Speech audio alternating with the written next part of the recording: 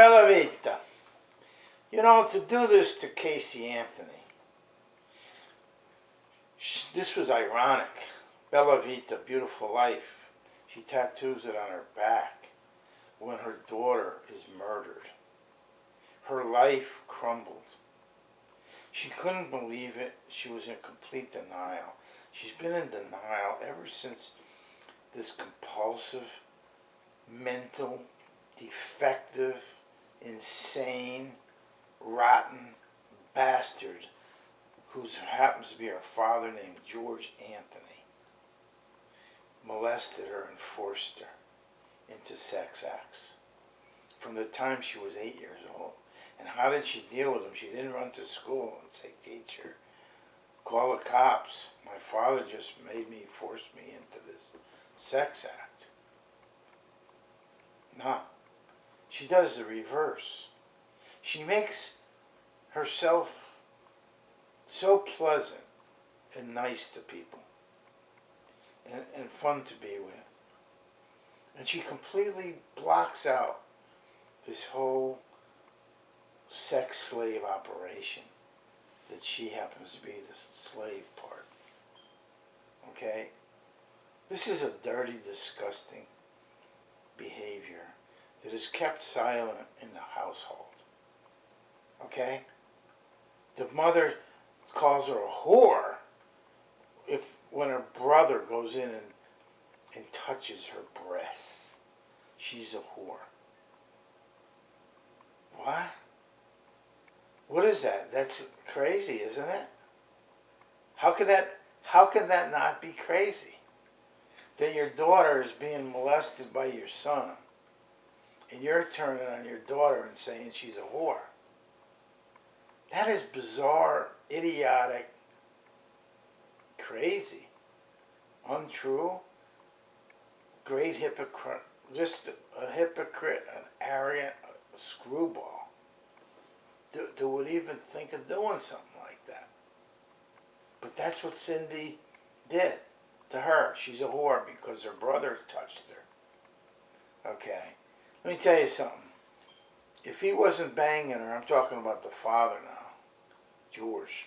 He's the mental defective, compulsive, insane person who murdered this kid. Okay? No sane person is just all of a sudden on June 16th gonna murder this child. You know, murder the child? Oh, so you can go to bars, you murder the child? Is that? What are you, nuts? To even concoct such a crazy motive that you would concoct, not her. She didn't sit there and say, man, I really want to go to bars. I'll just have to kill this kid and get rid of him. How preposterous, how ridiculous, how insane, how irrational could anybody be to consider that that's what Casey Anthony would do? You know? I mean, it's so preposterous. We know that her father had the kid and the pool was completely empty, and then bingo, he finds the kid and the kid's soaking wet and he hands her the kid. So, you want to call that a lie? Because she lied about the nanny part and she lied about the job part, right? So everything's a lie, is that it? That's your reasoning? Because if it is, and I know it is actually, it's 99.9%, because HLN propaganda indoctrinated your head, okay, to believe in this absurd nonsense, this witch hunt that HLN conducted with all its power, non-stop, day and night, Casey Anthony, the tot, and all that stuff, okay? They just drilled it into all your brains. And you know what happened now because you heard it from the news. And the news tells the truth, right? You fool, you stupid moron. Okay? Because I could give you plenty of examples. You understand? The media lies about all kinds of stuff all the time. It's complete propaganda. And you people buy it and suck it up. And Rob Reiner just spit it right out there on TV. Okay? And explain the big economic plan. It's all going to be fine. Because he's fine. Because he knows how to make movies and make fortunes. Okay? Rob Reiner's a smart guy. But he doesn't know shit about the economy. And all he's doing is he's spitting back every detail of what they told him that he should think. That's right. We have the left propaganda and the right propaganda. You understand? Take your pick. Okay? And we have you froze up.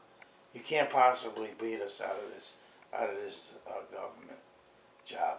We got this iced up. Republicans and Democrats. We can pivot on a dime. Cover up. We do it right in your face. You don't even know it. You're too stupid and you're too completely brainwashed. And you act exactly that way. And you know what? The shrinks, they don't see it because they're brainwashed themselves. So unless you're really looking for it, okay? You have to actually look for it to see it. You won't see it. It's that simple. So that's the whole point. And guess what? I told shrinks this. I said, why don't you just look at it? And you'll be this famous shrink, like more famous than Sigmund Freud, for Christ's sakes. She said, Christ, how could everybody miss this? This is so absurd and ridiculous and arrogant and hypocritical and overwhelming. It's impossible to miss. So it's Bella Vita. It's your life is turning around, bro. Okay? For the worst, big time. You understand? Hers really did.